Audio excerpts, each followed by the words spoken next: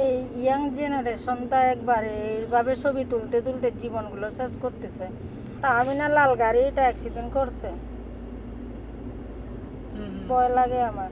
আমরাই ছিলাম ওই সময় গাড়িতে, ছবি তুলতেছে নি, ধাত করে দৌড় দিয়ে একটা তো লাফ দিয়ে পার হয়েছে, আর একটা পার হওয়ার সময় আমাদের গাড়িতে ধাক্কা দিছে। এবার পুলিশের দৌড়ে দৌড়ে নিয়ে গেল। আমরা বলতেছি যে ওই ওসিকে, ভাগ্যিস ওসি ছিল ওই গাড়িতে।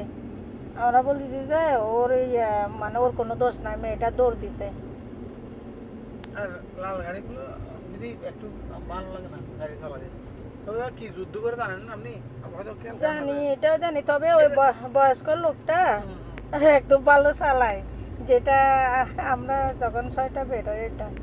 আমার কথা কি জানেন দিদি, এখন আমার গাড়িটা আমি স্পিড টানতে পারে না, কারণ এখন ধরেন এমনি, কারণ এই পরিস্থিতি আমার বুঝতে হবে। এখন টান টুনি চালাতে পারবেন আপনি, মানুষকে দুধ দিতে পারবেন, মানে কিছুটা হইতে পারে। কি করবেন, এক একজন এক এক রকম। দুনিয়ার মানুষ যদি এক হতো ভালো হতো, কোনো সমস্যা তৈরি হতো না।